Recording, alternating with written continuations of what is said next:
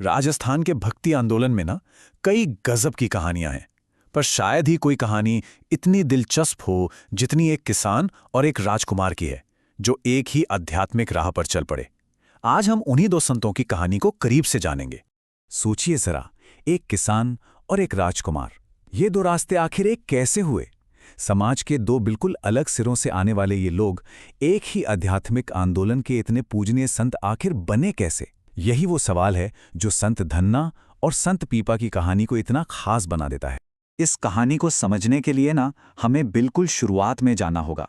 तो चलिए सबसे पहले उनके जन्म और कुल पर एक नज़र डालते हैं, जहां उनके जीवन के बीच का शुरुआती फर्क एकदम साफ साफ दिखाई देता है।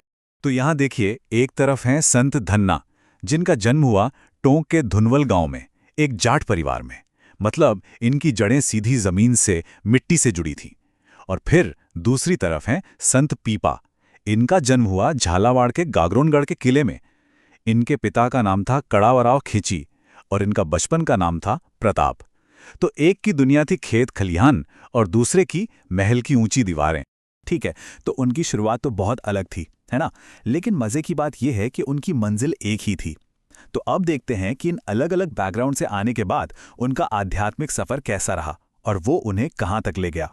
अपनी अलग अलग शुरुआत के बावजूद दोनों ने अपनी आध्यात्मिक राह ढूंढ ही ली।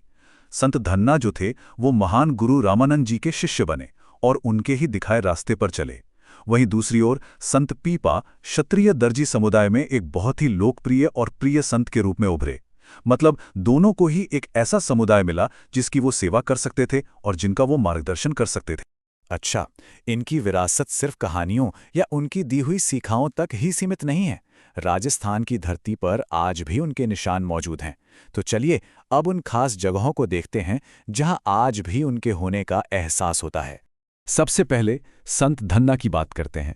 उनका जो प्रभाव है ना, वो उनकी सादगी से बहुत गहराई से जुड़ा हुआ है।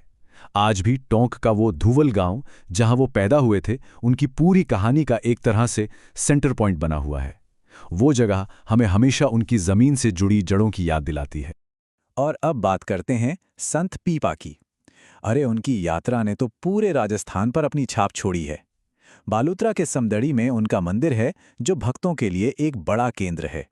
टोंक के टोडाराय में उनकी गुफा है, जो उनकी तपस्या का सबूत है। और फिर झालावाड़ के गागरोनगढ़ में उनकी समाधि है, जो उनके जीवन के आखिरी पड़ाव को दिखाती है। ये सारी जगहें उनके जीवन के अलग अलग हिस्सों की कहानी खुद बयां करती हैं। तो इन दोनों महान संतों की विरासत और उनके प्रभाव से हम क्या सीखते हैं? इनकी कहानियों का असली सार क्या है? संत पीपा का प्रभाव इतना जबरदस्त था कि ये कहा जाता है कि राजस्थान में भक्ति का गौरव संत पीपा को ही माना जाता है। अब इससे अंदाजा लगाइए कि एक राजकुमार ने अध्यात्म की दुनिया में कितना ऊंचा मकाम हासिल किया। जहां एक तरफ संत धन्ना ने अपनी सादगी और सरल भक्ति से लोगों को रास्ता दिखाया, वहीं संत पीपा उस पूरे आंदोलन का एक बहुत बड़ा चेहरा बन गए। तो संत धन्ना और संत पीपा की ये पूरी कहानी हमें एक बहुत ही दिलचस्प सवाल के साथ छोड़ जाती है कि आखिर ये जो आध्यात्मिक आंदोलन होते हैं, ये कैसे समाज के बिल्कुल अलग अलग हिस्सों से आए लोगों को एक साथ एक ही जमीन पर लाकर खड़ा कर देते हैं। ये हमें उस विश्वास और भक्ति की ताकत के बारे में सोचने पर मजबूर करता है जो हर तरह के बंधन को तोड़ सकती है।